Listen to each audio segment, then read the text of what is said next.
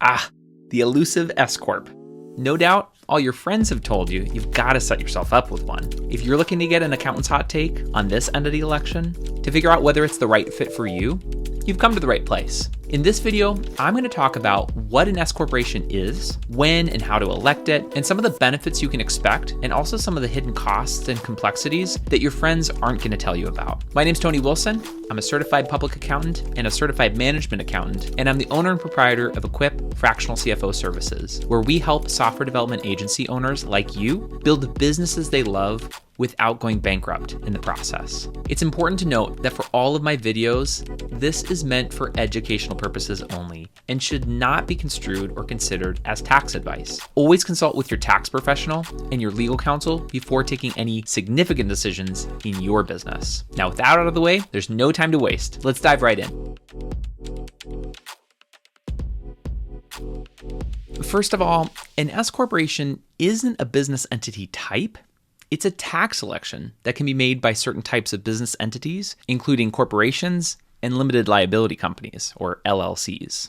With a name like S-Corp, it's no wonder so many people think it's a legal entity in and of itself. Truly, this is a way that an LLC or a corporation chooses to be viewed by the IRS. Now, notice how I said the IRS. This is not always applicable in every state. While some states recognize S-Corps the same way the IRS does, there are still some that don't. Keep this in mind when we talk more, because this is just the tip of the iceberg about what your friends aren't telling you about the S-Corp.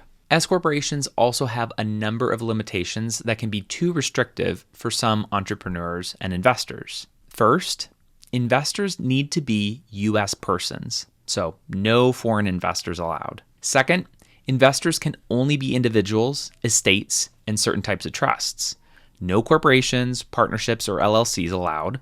Third, you cannot have more than 100 shareholders. And fourth, you can only have one class of stock. So no preferred stock, and you can only allocate profits in accordance with your ownership percentage.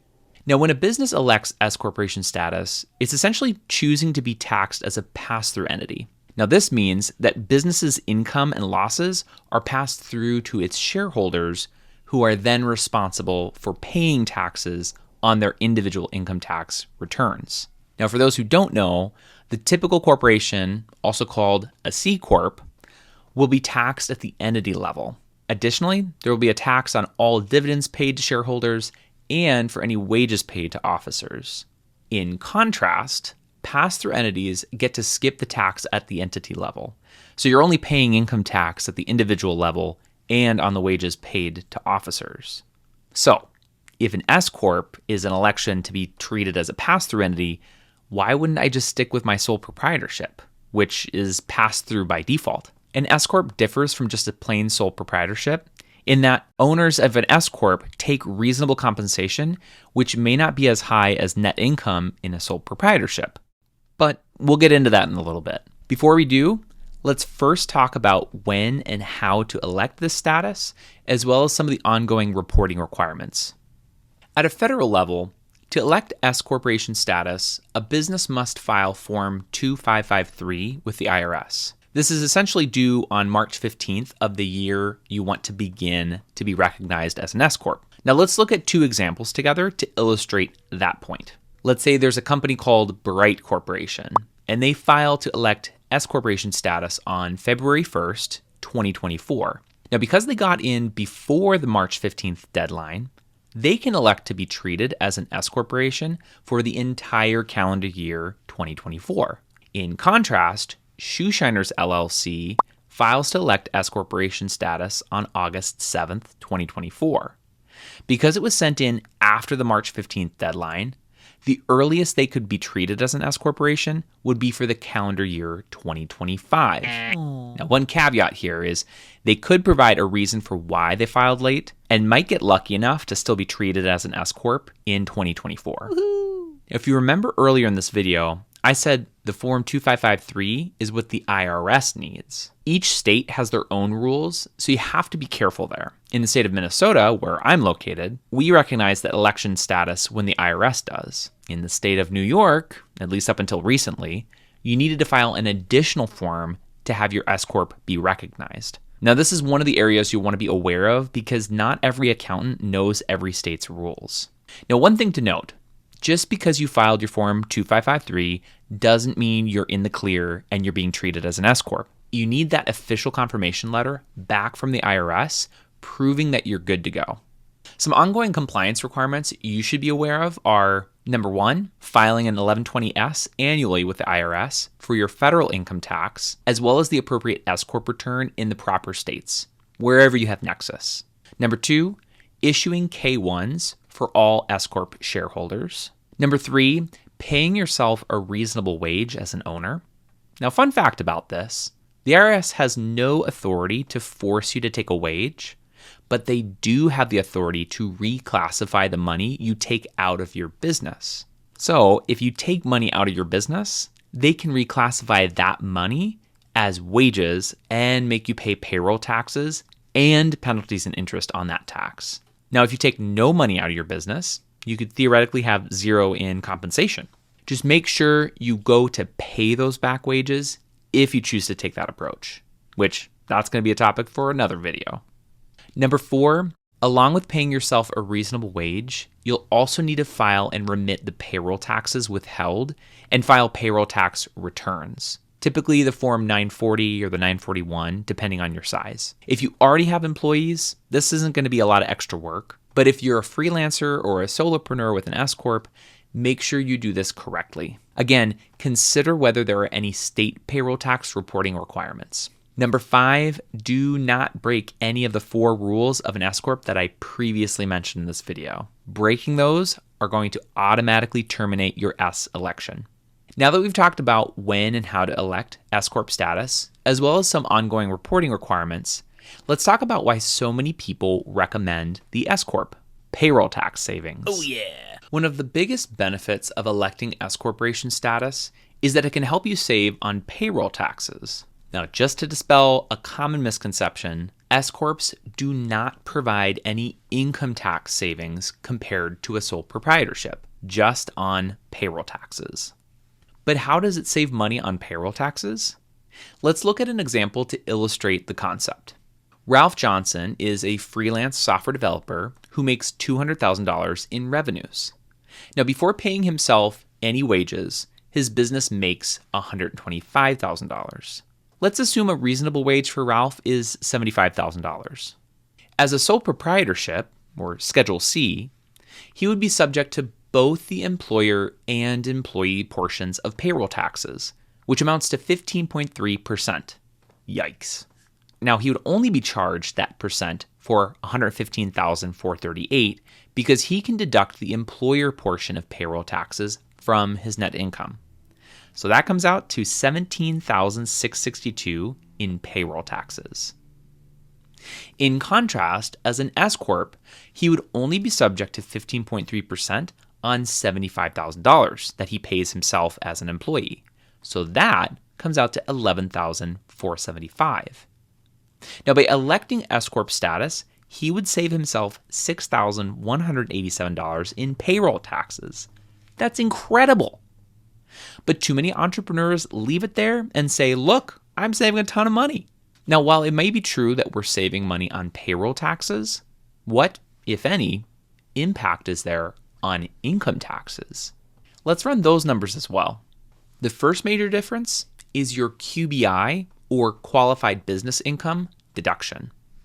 The sole prop gets you $20,834, while the S-Corp only gets you $10,000. I'm not going to go into how to calculate QBI in this video. That'll be a topic for another time.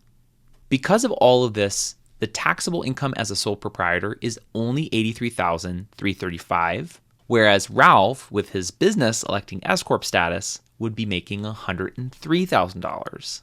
And understandably, making more taxable income means paying more income taxes. Now, as a sole proprietor, he's on the hook for $14,289 in income taxes. As an S-Corp owner, $19,009. All in, for combined taxes, as a sole prop, he's paying $31,951. As an S-Corp, $30,484. So that's a total tax savings of $1,467.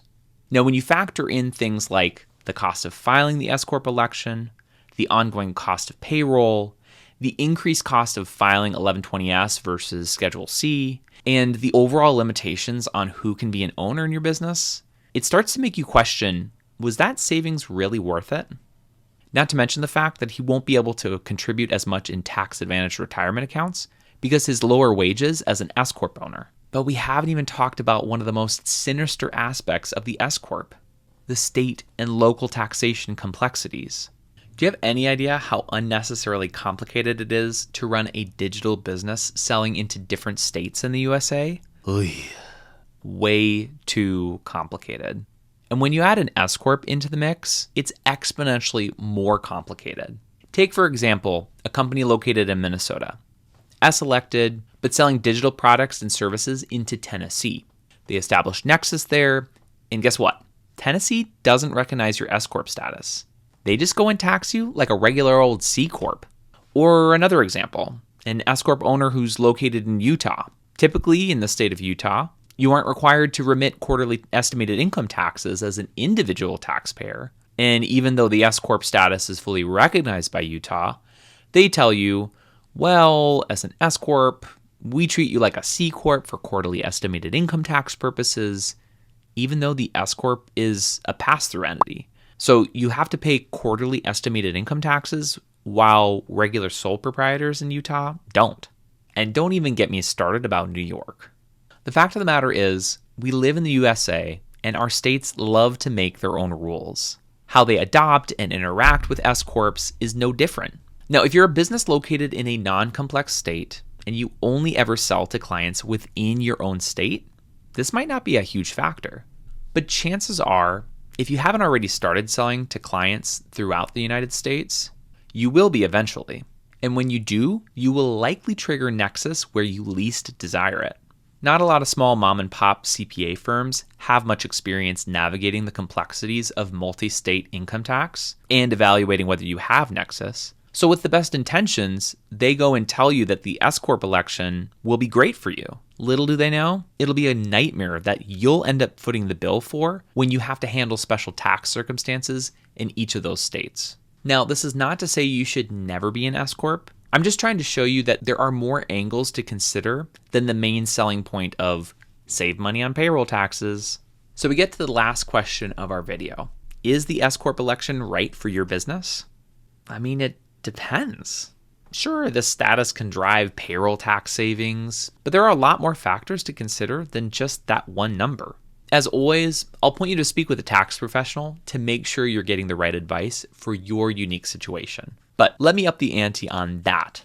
Don't just talk with any CPA or EA. Talk with somebody who has a deep understanding of income tax nexus, multi-state returns, and someone who knows that payroll tax savings might be offset by an increase in income taxes later, should you choose to elect S-Corp. Well, that's all for this video. I hope you found this information helpful. If you have any questions, please leave a comment below or reach out to me directly. If you found this video helpful, be sure to hit that like button, subscribe, and ring the notification bell so you won't miss out on any of our future videos. Until next time.